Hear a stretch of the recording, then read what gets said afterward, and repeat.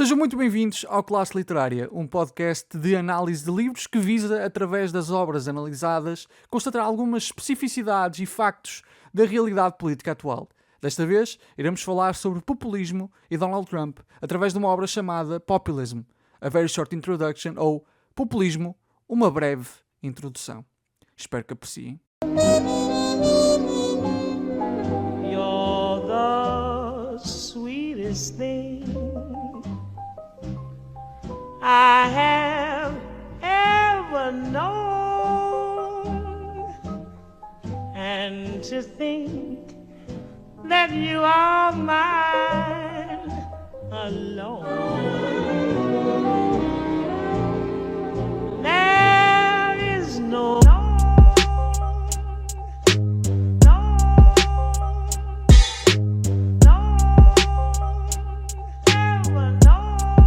Olá, meus amigos, tudo bem convosco? Espero que esteja. Antes de continuar com o vídeo propriamente dito, vamos à introdução. O meu nome é Miguel Faria, tenho aqui um canal de ciência política com viés marxista no YouTube. Sou mestre em ciência política, tenho mestrado em ciência política pela Escola de Economia e Gestão da Universidade do Minho. Se quiserem ajudar este canal de ciência política a crescer, considerem subscrever, colocar gosto e também comentar. Já sabem que não tenho de comentar nada relacionado com o vídeo propriamente dito, podem apenas comentar aquilo que comeram ontem, que séries é que andam a ver, que jogos é que andam a jogar, que animes é que andam a consumir, que empreendimentos culinários é que andam a tentar na cozinha, enfim, toda uma série de coisas para ajudar o algoritmo a compreender que de facto este canal tem tração, este canal de facto tem aqui pessoas que interagem com ele e comentam, e eu aprecio mesmo muito os vossos comentários e leio. Neste momento não tenho tido tempo para responder a todos, mas de qualquer das formas eu quero mesmo que compreendam que eu gosto muito de interagir convosco na medida das minhas possibilidades, portanto comentem tudo à vossa vontade, porque de facto é importante para que o YouTube compreenda que o meu canal tem tração. Já estamos quase a chegar aos 10 mil subscritores. Se quiserem compartilhar os meus conteúdos com pessoas que porventura possam gostar ou não, porque as pessoas que não gostam geralmente até comentam mais, façam isso, está bem? Façam isso, por favor. É uma forma de ajudarem este conteúdo e este canal a chegar mais longe. Está bom? Então nós hoje vamos falar do tema propriamente dito. Mas antes de falar, eu peço-vos só uma coisa. Para se tornar um ambiente mais confortável, para se tornar um ambiente mais cozy, já que é um podcast de literatura e este vídeo pode ou não ter um fundo de jazz a tocar, não sei se vou meter, ainda estou a decidir, preparem um chazinho ou uma cevada. Café a esta hora não, se calhar, mas um chazinho ou uma cevada. Eu preparei o meu e nós vamos então. Tília, muito bom, e toquei sem querer no microfone. E eu tenho aqui o livro de que irei falar hoje. O livro de que irei falar hoje é tão somente Populism, A Very Short Introduction, de Kazmur e Cristóbal Rovira Caldwasser. Aqui está. Portanto, este é o Cristóbal Rovira Caldwasser, este é o Kazmur, e por fim o livro que eles escreveram é Populism, A Very Short Introduction. Ora, o Populism, uma breve introdução, ou Populismo, uma breve introdução, é uma obra que, no fundo, tenta explicar o que é o populismo. Quando eu estava a escrever a minha dissertação de mestrado, foi das primeiras obras que li para compreender o fenómeno do populismo. Aliás, em boa verdade, antes de começar a escrever a minha dissertação de mestrado, isto no meu primeiro ano de mestrado, enquanto estava a ter aulas, como eu já pretendia escrever sobre populismo, eu comecei a ler esta obra, assim como tantas outras, mas esta não foi a primeira obra que eu li, mas creio que foi a segunda ou a terceira. E esta é uma obra muito interessante. Porquê? Porque sintetiza muito bem aquela que é a definição de Kazmur para o populismo, mas também aponta algumas razões para a emergência do populismo. Então, nós vamos falar sobre isso e vamos falar sobre a emergência de Donald Trump. Não obstante, nós já não estamos a falar em boa verdade de uma mera emergência ou ascensão do Donald Trump.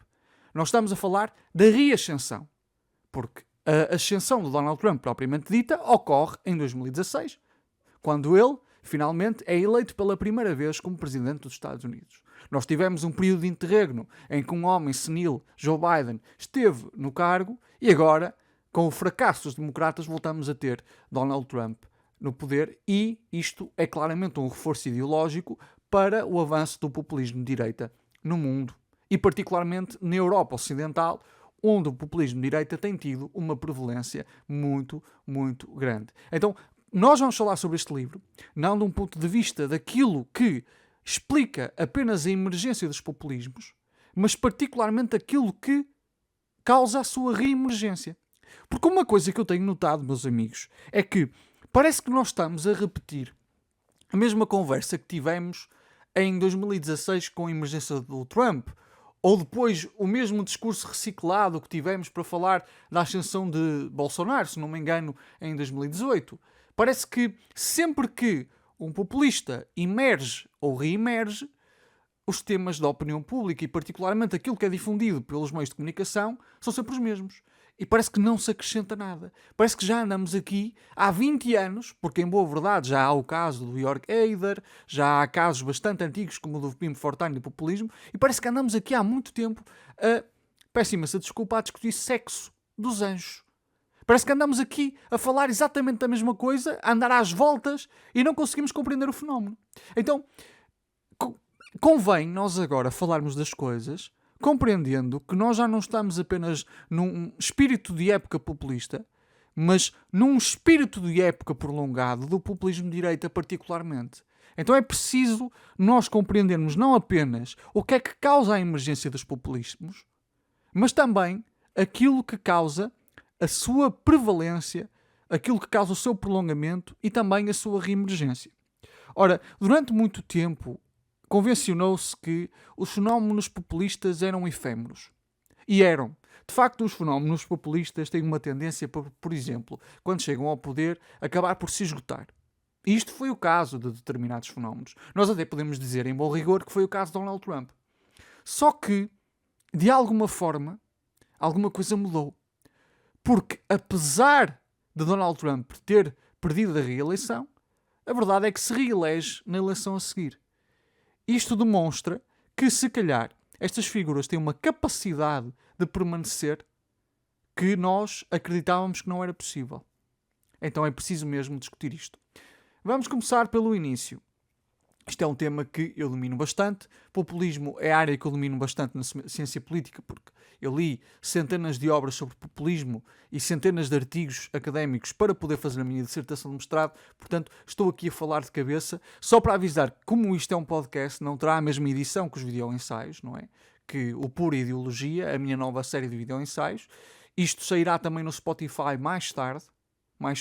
Eu ainda estou a ver como é que vou fazer, se vou colocar em todas as plataformas que costumava colocar os outros podcasts. Eu gostava de vos pedir uma coisa, que é, se vocês considerarem importantes determinadas plataformas como o Apple Music, acho que é Apple Music que se chama, ou o Google Podcast, que acho que agora se mergiu com o YouTube Music, digam quais as plataformas de podcast que vocês costumam utilizar.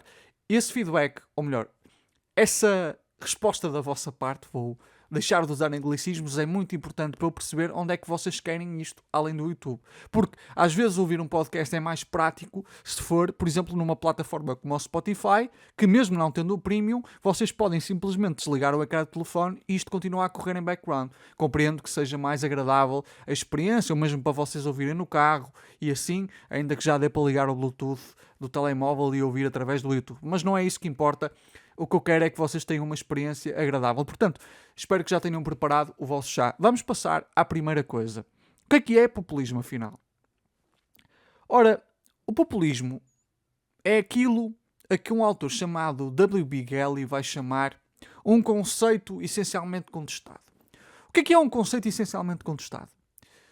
Outras palavras parecem sim um bocadinho difíceis, não é? Mas um conceito essencialmente contestado é um conceito que, em base, de forma muito básica, não reúne consenso. Ou seja, entre os vários académicos que tentam definir o conceito, há muita pouca concordância. E várias teses apareceram para tentar definir o populismo. Alguns disseram durante muito tempo que o populismo era uma forma de medida económica. Esse foi, por exemplo, o caso dos economistas neoliberais Dornbusch e Edwards, que foram economistas renomados, particularmente durante a década de 80 e 90. Foi o caso também de outros falarem do populismo como uma forma de fazer política centrada numa liderança carismática, isto já mais numa ótica performativa. E, hoje em dia, prevalece muito a ideia de que o populismo é, em boa verdade, um conjunto de ideias. Depois já há outras análises que se focam na questão estrutural, tem uma definição estrutural do populismo, já analisar o caso do Getúlio Vargas, do Juan Domingo Perón, etc. Mas neste momento está a haver um consenso na academia em relação a uma definição que é particularmente a definição de Casemura, que preconiza que o populismo é uma ideologia de baixa densidade, que entende que a sociedade está dividida em dois polos morais antagónicos. Por um lado nós temos o povo puro e virtuoso, por outro lado nós temos as élites corruptas e corruptoras. Ora, também se entende que a política só será moralizada quando se praticar a vontade do povo no poder. Esta é uma leitura muito, mas muito extrema daquilo que é a soberania popular. Porquê? Ao passo que nas democracias liberais nós temos os chamados checks and balances, ou seja, os freios e contrapesos, e a separação de poderes que levam a que, em boa verdade, as maiorias não possam tudo, os populistas entendem que efetivamente as maiorias podem tudo. E podendo tudo as maiorias, podem até extravasar os limites daquilo que é recomendável numa democracia liberal. É por isso que figuras como o Viktor Orban dizem que aquilo que tem no seu país é uma democracia iliberal. Ora, a democracia liberal não é um conceito cunhado pelo Viktor Orban, é em boa verdade um conceito cunhado pelo jornalista político Farid Zakaria, isto num artigo, se não estou em erro, do início do século, já não vos consigo precisar o ano em que saiu, mas se não estou em erro, eu já li este artigo há 3 ou 4 anos, chama-se The Rise of Illiberal Democracies. O ascenso, a ascensão das democracias iliberais.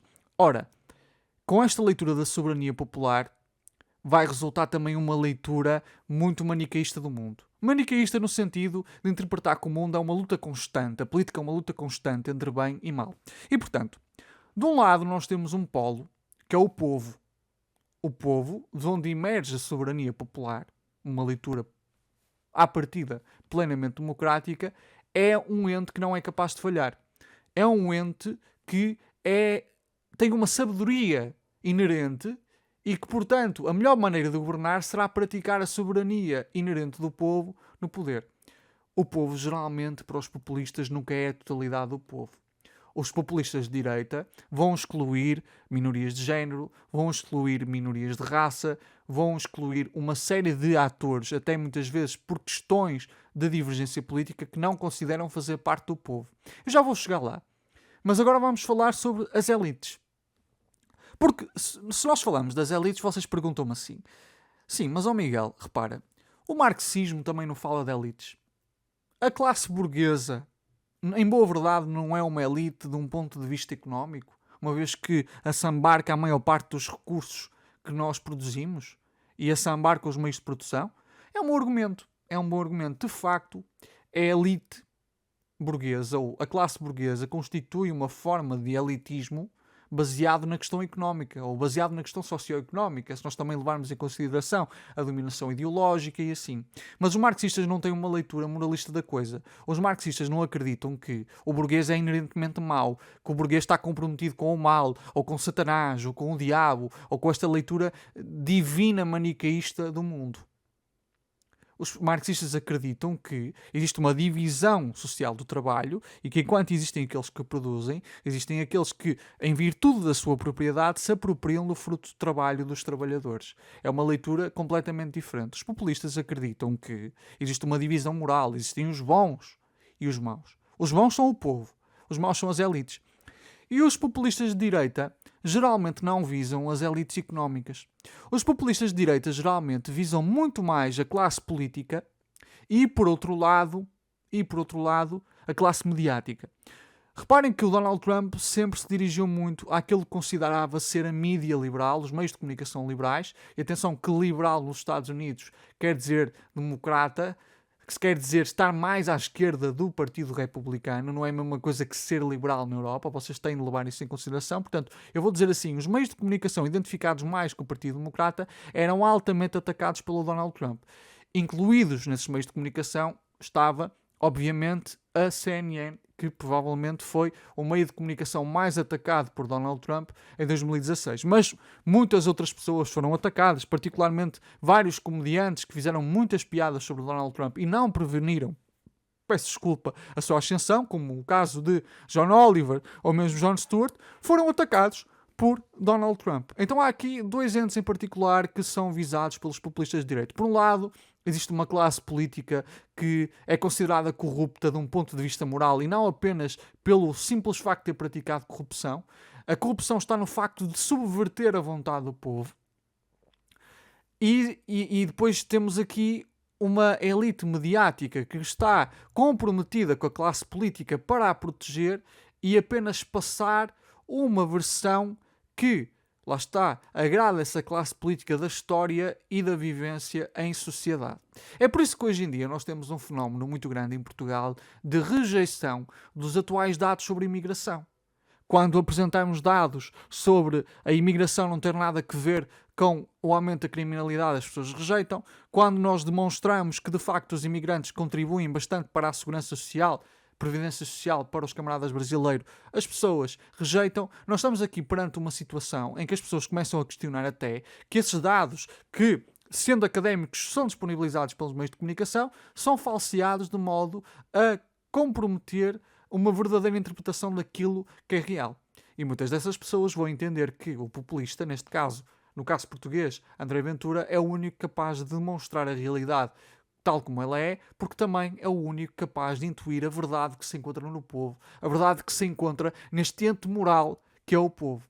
Porque esse é um ponto importante. Geralmente, os populistas, de facto, identificam-se aqui com lideranças carismáticas, não sendo necessariamente um aspecto essencial, porque o líder populista vai dizer que ele é o único capaz de perceber aquela que é a vontade general, isto é, a vontade geral do povo, e praticá-la no poder. Mas o populista é do povo e, portanto, consegue, percebe, conhece a voz do povo. E, portanto, consegue praticá-la nos espaços de governação, nos espaços governativos. Mesmo que isso implique entrar em choque com um Tribunal Constitucional da vida, mesmo que isso implique entrar em choque com a separação entre poder executivo e legislativo, como acontece no caso de Viktor Orban, etc, etc. Esse é um ponto muito importante. Então nós chegamos aqui a uma definição de populismo. É uma ideologia, não necessariamente uma ideologia, porque nós depois chegamos a outro ponto, que é Michael Friedan, que tem bons livros sobre ideologia, inclusivamente ele vai ter um livro da mesma série que este, o Populism, A Very Short Introduction. Ele vai ter Ideology, A Very Short Introduction, Ideologia, uma breve introdução, em que vai dizer que o populismo no máximo poderia ser uma espécie de ideologia marginal e nem uma ideologia de baixa densidade ou com pouca sofisticação intelectual, porque de facto o único aspecto do populismo é precisamente esta divisão moral, e isso não é fundamentalmente suficiente para constituir uma ideologia. As ideologias costumam ser mais complexas, como é o caso do socialismo, como é o caso do conservadorismo, como é o caso do liberalismo, ou mesmo, falando especificamente de uma ideologia que está dentro da família socialista, como o anarquismo. Geralmente há aqui mais complexificação, e é por isso que, por exemplo, eu vou dizer que, ao invés de uma ideologia, talvez um conjunto de ideias, que é o conceito ou o consenso a que se tem vindo a chegar. O próprio Casmura vai admitir que se calhar estamos perante um conjunto de ideias que pairam e não tanto uma ideologia full-fledged, ou seja, uma ideologia com sofisticação suficiente para ser considerada uma ideologia. Mas podemos considerar que isto é um conjunto de ideias. Alguns autores vão dizer que isto é um discurso, como é o caso de Kirk Hawkins. E discurso para Kirk Hawkins vai ser aqui uma espécie de mistura de ideologia com retórica. Mas as ideias fundamentais que estão naquilo que é a definição de Kirk Hawkins envolve, lá está, este maniqueísmo, esta divisão entre povo e elites corruptas. Então nós agora temos aqui uma definição, um conjunto de ideias com muito pouca sofisticação intelectual, com muita pouca complexidade, que entende que a sociedade está dividida nestes dois entes, o povo puro e virtuoso e as elites corruptas e corruptoras que se identificam geralmente com a classe política e com a classe mediática. Os populistas vão defender que eles são capazes de representar a voz do povo no poder e só eles é que conseguem restaurar a democracia liberal. Pronto, em termos de definição, cá estamos. Esta é talvez a definição mais consensualmente aplicada na academia, levando em consideração que muita gente nem sequer considera que populismo seja um conceito útil. Eu considero que é, e acho que até se pode, por exemplo, mencionar que o próprio Lenin falava dos populistas. Nós tivemos populistas russos. A Rússia, no século XIX, teve um movimento que se chamava Narodnaya Voly. Era um movimento que acreditava na sabedoria, não necessariamente do proletariado, até porque o proletariado industrial não estava muito desenvolvido até então, e mesmo no século XX não estava tão desenvolvido como outras nações europeias, que acreditava em boa verdade naquilo que era a sabedoria inerente e a bondade inerente do camponês. O que acontece é que muitos intelectuais de São Petersburgo que aderem aqui ao movimento Narodnaya Voly acabam por ser denunciados às autoridades imperiais pelos próprios camponeses aos quais eles foram tentar pregar. Porque existia este movimento de ir ao povo, ou seja, ir para os campos, tentar apregoar uma determinada verdade aos camponeses. E muitos camponeses denunciaram ao Estado de Polícia Imperial aquilo que eram as intenções dos correligionários do Narodnaya Voly. Curiosamente, o próprio Alexander Ulyanov, irmão de Lenin, irmão mais velho de Lenin, fez parte do Narodnaya Voly e depois acabou por ser morto pelo regime precisamente por causa de fazer parte do Narodnaya Voly, porque à data em que o Alexander Ulyanov faz parte, ou começa a fazer parte do Narodnaya Voly, o Narodnaya Voly, enquanto movimento, já tinha logrado aqui matar um imperador. Se não estou em erro, o Alexandre II. Então, isso vai ter um peso muito grande e a partir daí o regime de facto torna-se mesmo muito brusco em relação ao Narodnaya Voly. O Narodnaya Voly também vai explicar, por exemplo, porque é que o Partido Social Revolucionário tinha uma base camponesa tão forte. É que o Partido Socialista Revolucionário, e não Social Revolucionário, o Partido Socialista Revolucionário, que efetivamente conseguiu mais votos na Duma e do qual fez parte Kerensky, tinha bases muito fortes. Era herdeiro, basicamente, do Narodnaya Voly. O movimento Narodnaya Voly era um movimento, basicamente, que se baseava na voz do povo. Era um movimento de populismo agrário russo. E Lenin chegou a criticá-los precisamente porque eles acreditavam neste povo camponês como uma espécie de ente místico, um ente virtuoso, porque sim. E rapidamente eles perceberam que não era.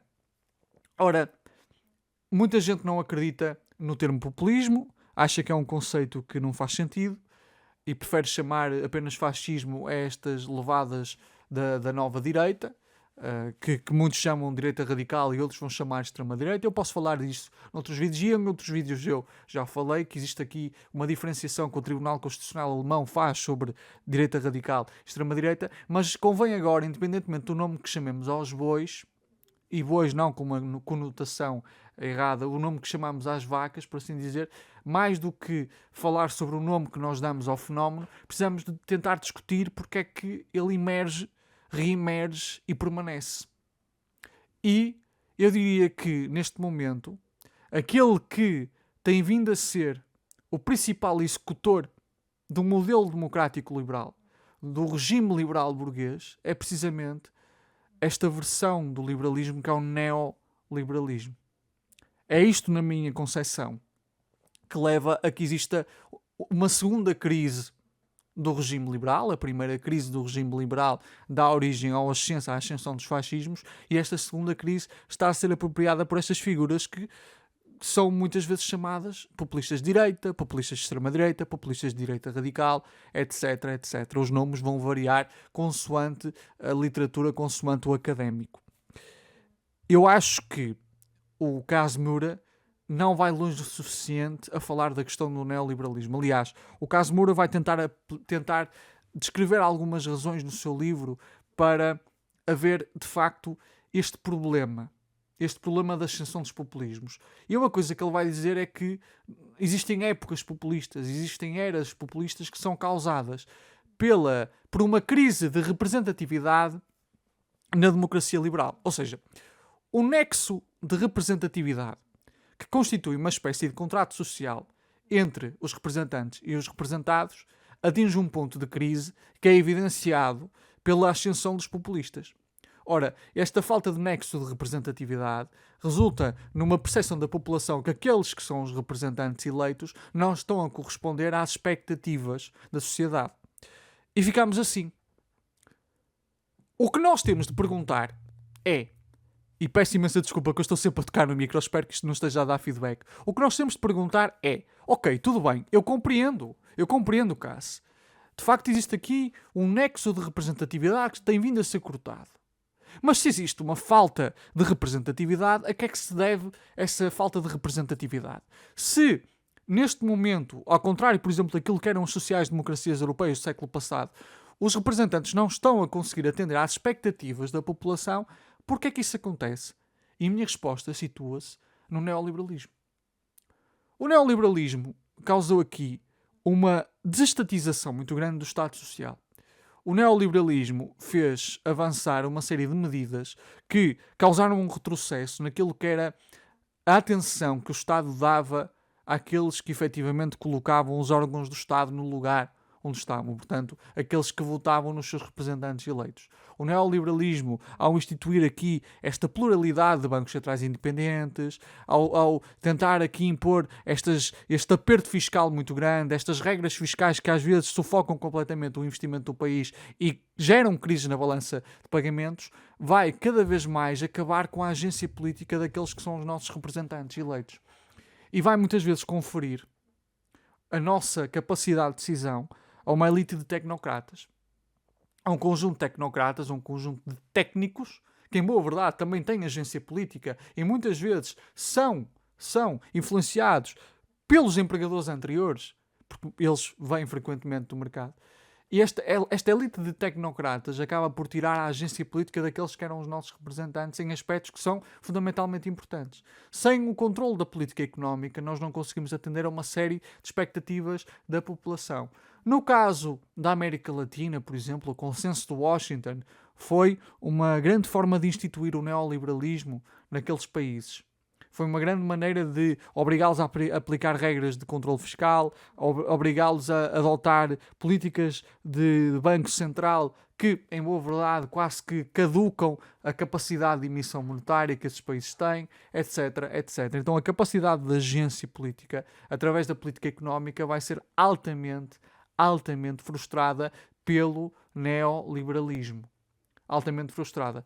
É certo que, no caso da União Europeia e daí a Europa Ocidental estar a sofrer o que está a sofrer com a ascensão dos populismos, nós não estamos a falar apenas da aplicação de cada país deste tipo de políticas, ainda que, por exemplo, no caso da América Latina eles tenham sido forçados pelos Estados Unidos, estamos a falar de organismos internacionais, de uma união económica e monetária, não é? Uma união também aduaneira que está a impor aqui um conjunto de regras que vão sufocar particularmente os países do Sul e não só. Porque o que nós estamos a ver é que o investimento industrial na França está a decair, o investimento industrial na Alemanha, um Golias industrial até então também está a decair. Nós já nem precisamos falar dos países do Sul, como é o caso de Portugal, ou a Grécia, ou mesmo Espanha, porque aí é que as coisas ficam verdadeiramente tristes. Então, como Portugal tem uma crise na balança de pagamentos e para conseguir resolver essa crise na balança de pagamentos tem necessariamente de se industrializar e ter um processo de industrialização nacional e não o pode fazer, Portugal acaba sempre, para sanar esta crise na balança de pagamentos, isto é, significa comprar. A crise na balança de pagamentos significa que nós compramos mais do que aquilo que vendemos para fora.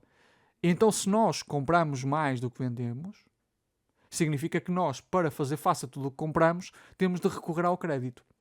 O que significa que nós vamos necessariamente contrair aqui dívida. Seja dívida interna, mas particularmente dívida externa.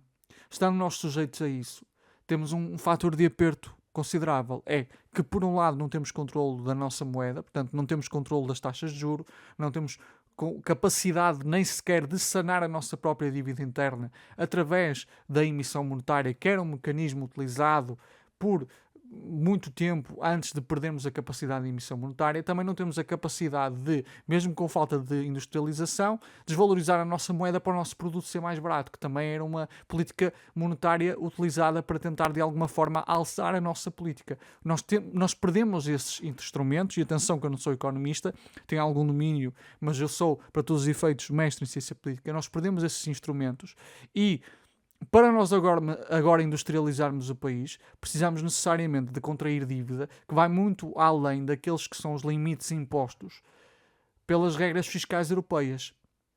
Ou seja, em boa verdade o que acontece é que nós estamos aqui presos a um ciclo eterno de dívida e endividamento.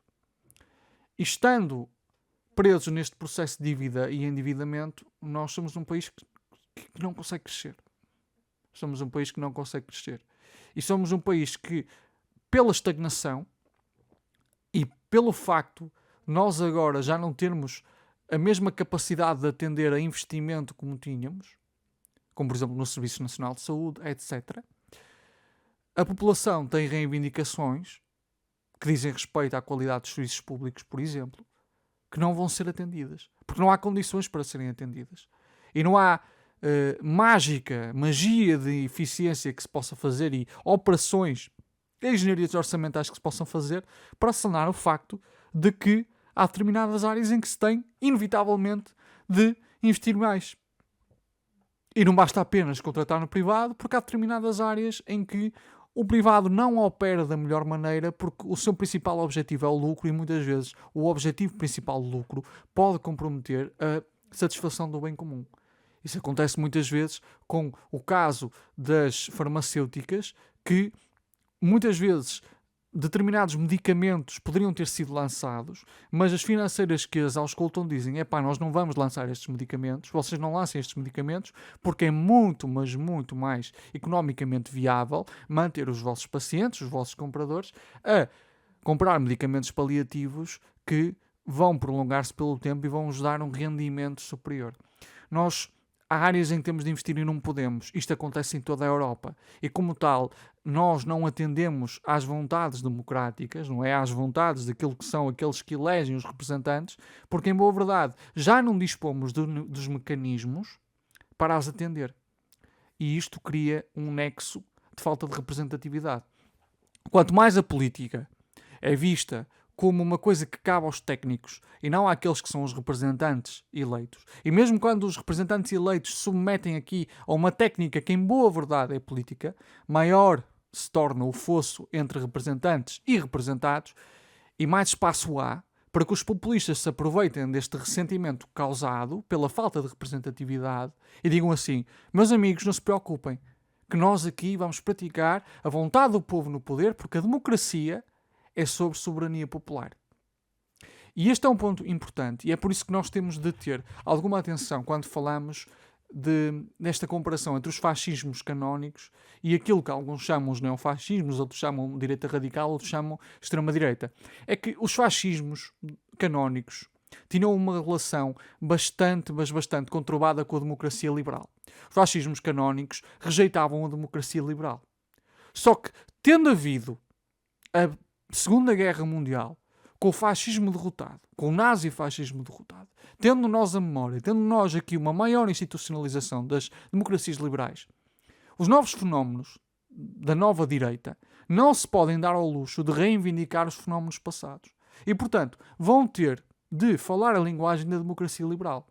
E um dos aspectos mais evocados pelos populistas de direita é precisamente a questão da soberania popular. Porque perceberam que existe esta falta, esta desconexão entre os representantes e os representados e podem evocar aqui a emergência, a reemergência da voz do povo. Nós já vimos que no caso de Trump, em boa verdade, no seu primeiro mandato, a vontade do povo não foi praticada no poder. E também não vai ser praticada desta vez. Embora a maior parte do povo queira uma melhoria substancial na saúde nos Estados Unidos, essa melhoria na saúde não se vai verificar, tal como não se verificou no primeiro mandato de Trump. Não vai acontecer. Mas a estética joga aqui um papel muito importante. Porque, frequentemente, nós chegamos aqui a ouvir muita gente a dizer: mas ele fala como nós, tem uma linguagem mais coloquial, ele não segue o guião típico dos políticos, que são muito agravatados, que às vezes são até muito academicistas. Este aspecto de falar como as pessoas falam, envolvendo até um reacionarismo, uma característica reacionária que é própria de alguns setores da população, é extremamente apelativa. Mas isto, em boa verdade, é mais, perdoem-me a expressão, vibes do que outra coisa. Porque é certo que a vontade do povo não será praticada no poder com Donald Trump. Eu acho que este livro o Populism, a Very Short Introduction, o Populismo, uma breve introdução, é muito interessante para vocês compreenderem esta dinâmica. Mas eu acho que peca pela falta da apresentação de coisas que realmente justifiquem a emergência dos populismos. Dito isto, outros autores vão apresentar, por exemplo, uma tese que eu acho bastante interessante e que explica porque é que as classes médias tenderam a identificar-se, ou certos setores das classes médias tenderam a identificar-se com a emergência do populismo, como foi o caso de Portugal. É o sentimento de privação relativa. Não apenas o sentimento de privação em absoluto, mas o sentimento de privação relativa. O que é este sentimento de privação relativa, cunhado como conceito de relative deprivation? Este conceito, para explicar o populismo, diz que as pessoas não ficam apenas tristes ou frustradas pela sua privação absoluta, mas pela sua privação relativamente a outras pessoas. Pela sua privação em relação a uma hierarquia social, que é muito estimulada pelo capitalismo. Então vejamos. A classe média nas sociais-democracias europeias, eu vou falar do caso europeu porque é um caso que me é mais próximo, mas os casos dos Estados Unidos também é paradigmático e que começa a parar, se bem que não é uma verdadeira social-democracia, mas é um caso em que a partir da década de 70 as condições da classe trabalhadora começam mesmo a decair e principalmente a partir do, vou dizer o reinado, mas o governo de Reagan, os salários reais não aumentam, em boa verdade só aumentam os salários nominais, mas vou falar do caso das sociais-democracias europeias para não me desviar muito do assunto. Nas sociais-democracias europeias, a constituição da sociedade de consumo, ou seja, esta extensão do consumo às classes trabalhadoras, que começa com figuras como o nazi fascista Henry Ford, porque ele era um grande apreciador do nazismo, até tinha uma foto do Hitler no seu gabinete. Este fenómeno da extensão do consumo, da sociedade de consumo às classes trabalhadoras, vai dar origem aqui a uma classe média que vai ter acesso a muita coisa e nós vamos experienciar nas sociais-democracias uma elevação do nível da vida da classe trabalhadora que é muito interessante. Vai ser aqui que se vai formar a classe média propriamente dita, tal como nós a conhecemos hoje, a classe média contemporânea, por assim dizer. Porque há quem chame, por exemplo, a pequena burguesia que se formou no feudalismo, a classe média de então. Mas eu estou a falar da classe média da era contemporânea. E nós reparemos que essa classe média forma-se, as sociais-democracias acabam por fazer muitas concessões à classe trabalhadora por medo de revoluções, por causa da experiência soviética, da experiência chinesa e uma série de revoluções ou tentativas revolucionárias que ocorrem no século XX. Essa elevação do nível de vida vai levar aqui a que uma classe trabalhadora, particularmente na Europa branca, sinta que, eu não sou uma pessoa extremamente rica, mas eu desfruto de uma estratificação social em que eu ocupo mais ou menos um meio.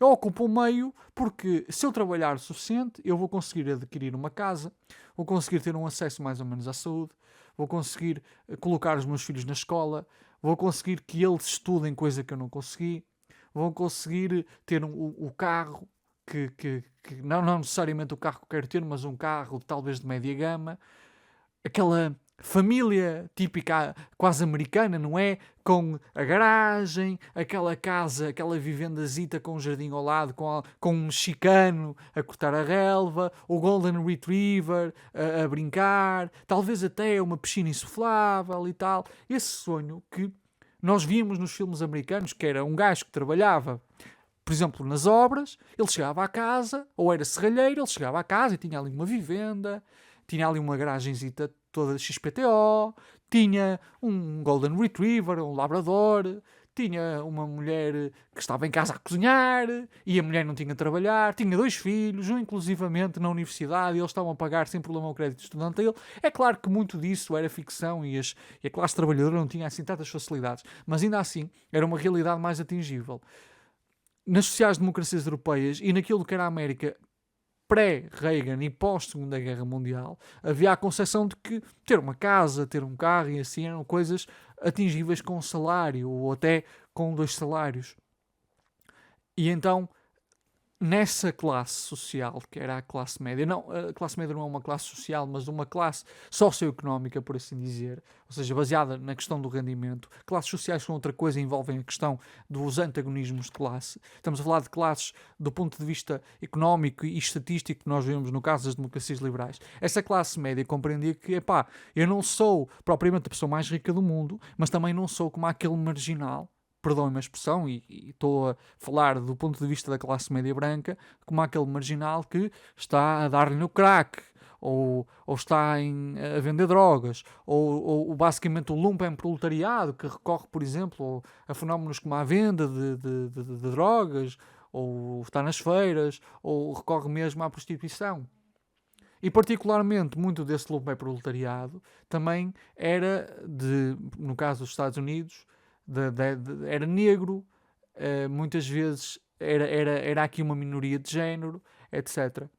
Às vezes não precisava de ser lumpen, precisavam de ser pessoas que se notava que, dada a sua condição atravessada pelos fatores de género e raça, mesmo fazendo parte da classe trabalhadora, geralmente estavam em trabalhos que eram mais precários, menos remunerados, etc, etc. Viviam em bairros com piores condições, etc, etc. E este é um caso muito paradigmático nos Estados Unidos. Só que, com a emergência do neoliberalismo, vão acontecer duas coisas ao mesmo tempo, que são interessantes. Por um lado, nós temos aqui a estagnação do nível de vida da classe trabalhadora e depois a queda do nível de vida com o facto dos salários reais não aumentarem.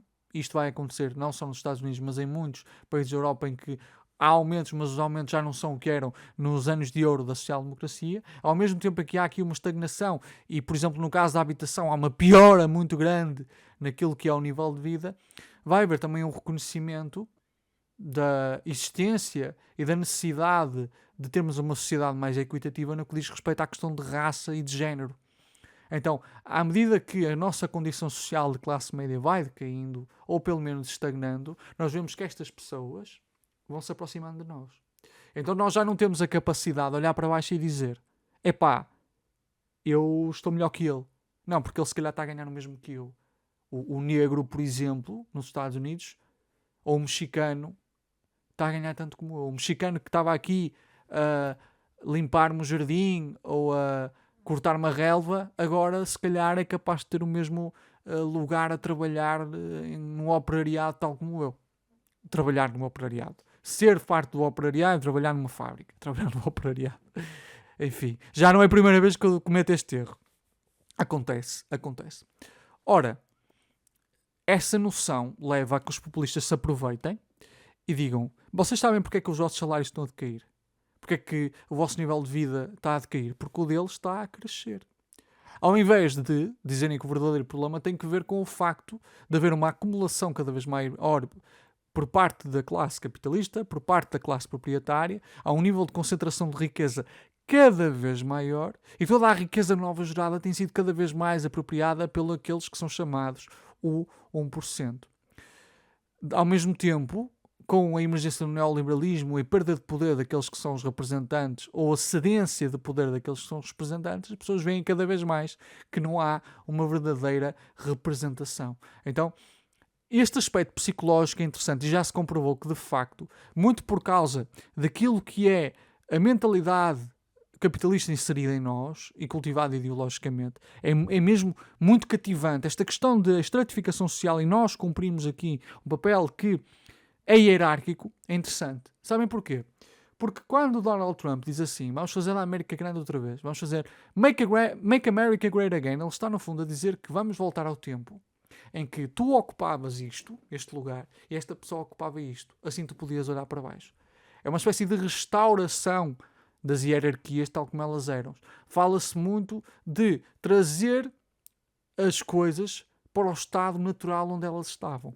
E este estado natural deixa implícita a ideia de hierarquia social em que existia esta classe média que conseguia olhar para baixo, embora também conseguisse olhar para cima. Então esse é um ponto muito interessante e é um ponto inerentemente reacionário e aproxima estes populismos de direita do fascismo. Porque o fascismo, por exemplo, concebido como ultranacionalismo palingenético, que é a definição de Roger Griffin, também preconizava aqui a volta a um passado virtuoso. Uma reconstrução nacional, é claro que por uma via muito mais violenta, através da ideia de um passado virtuoso. Quando se fala de Make America Great Again, também se está a falar numa reconstrução. E uma reconstrução implica necessariamente voltar ao passado. Ou seja, este populismo de direita é inerentemente reacionário. Mas aproveita-se de um ressentimento que de facto é legítimo. A população, de facto, vê que o seu nível de vida ou está a estagnar ou a piorar. E a minha geração, em comparação com a geração do meu pai, não tem a mesma facilidade em adquirir uma casa. Para vocês terem uma noção, o meu pai adquiriu a casa dele, fez um empréstimo que lhe permitiu pagar a entrada, que são os tais 10%. Aliás, na altura, sim, permitiu-lhe pagar a entrada ao proprietário, permitiu-lhe pagar os impostos, etc. Eu tive de custear do meu próprio bolso a entrada da casa, os 10%. Tive também de pagar do meu próprio bolso os impostos. E estamos a falar de uma casa, e este é o ponto interessante. Esta minha casa, em termos de condições habitacionais, é muito pior que a casa do meu pai. Em primeiro lugar, a casa do meu pai situa-se em Lamaçães, que, graças ao meu pai ter comprado casa na altura em que Lamaçães ainda era pântano quase, aquilo foi crescendo e o meu pai passou a viver numa zona rica sendo pobre. Primeiro, a casa do meu pai está em Lamaçães. Segundo, é um primeiro andar. Terceiro, tem elevador. Eu vivo num quarto andar sem elevador de um prédio muito mais antigo que o prédio em que o meu pai habitava antes de ir para o Luxemburgo. Compreendem? E no entanto, este T2 que eu tenho custou o dobro, quase, do apartamento que o meu pai na altura comprou. Ao passo que o apartamento do meu pai custou 60 mil euros, fez um empréstimo para pagar esse valor, o meu 114 mil. E eu não vos mostro as condições, por exemplo, da minha cozinha. A minha cozinha deve ser da década de 80, com armários a cair. Então a casa de banho é a coisa mais feia do mundo e tem o teto a cair. Percebem? O meu pai agora vai vender a casa dele, está a fazer algumas renovações, porque quer se desfazer daquilo, efetivamente. Porque é uma memória dolorosa para o meu pai por causa de muitas coisas que aconteceram. E ele provavelmente vai conseguir vender aquilo a 180 mil euros. Tendo comprado a 60 mil. É certo que com o empréstimo e assim, ele já deve ter pago para uns 110, 120 mil euros. Mas ainda assim é lucro. Compreendem? Então, a diferença é substancial. Então, este é um aspecto importante que nós temos de levar em consideração. Mas eu vi um vídeo do FD Signifier há uns dias. Aliás, não foi há uns dias, foi hoje. Eu estou com uma noção de tempo um bocadinho problemática porque basicamente ando muito cansado, ando a trabalhar muitas horas. E hoje eu vi um vídeo do FD Signifier, que é um youtuber que eu recomendo que toda a gente veja, e ele disse uma coisa que se calhar nós deveríamos fazer, que é, deveríamos deixar de tentar falar do Trump tanto quanto falamos. Nós, de 2016 a 2020, falamos muito de Donald Trump. Eu estou a falar do caso dos criadores de conteúdo em particular. Falou-se muito de Donald Trump, da emergência de Donald Trump, e noticiou-se tudo no YouTube que o Donald Trump fazia. Agora as coisas não são assim tão novas. E eu acho que, de certo modo, as forças progressistas perderam muito porque se focaram muito naquilo que Donald Trump estava a fazer, a cheirar cada pum de Donald Trump. E eu acho que nós, genuinamente, temos de fazer algo diferente desta vez. Sabendo que ele reemergiu, sabendo que, e esta é a conclusão daquilo que eu estava a dizer, enquanto o neoliberalismo existir, vai haver sempre esta falta de representatividade, este lapso entre os representantes e os representados. Nós precisamos necessariamente de constituir uma proposta alternativa àquilo que é o modelo democrático ou liberal, com esta tese neoliberal que já deveria ter falecido em 2008 e não faleceu. Percebem? Então, eu acho que os próximos 4 anos deveriam ser muito mais dedicados em cada país a pensar em propostas alternativas para que nós saiamos desta hegemonia neoliberal e tentar realmente construir um projeto sólido do que estar a noticiar cada pataquada que o Trump dá. Percebem? Espero que tenham apreciado este primeiro episódio do podcast. Obrigado por terem visto até agora. Associações, sindicatos e partidos. As classes dominantes têm horror aos partidos. Associações, sindicatos e partidos. As classes dominantes têm horror aos partidos. Associações, sindicatos e partidos. As classes dominantes têm horror aos partidos. Associações, sindicatos e partidos.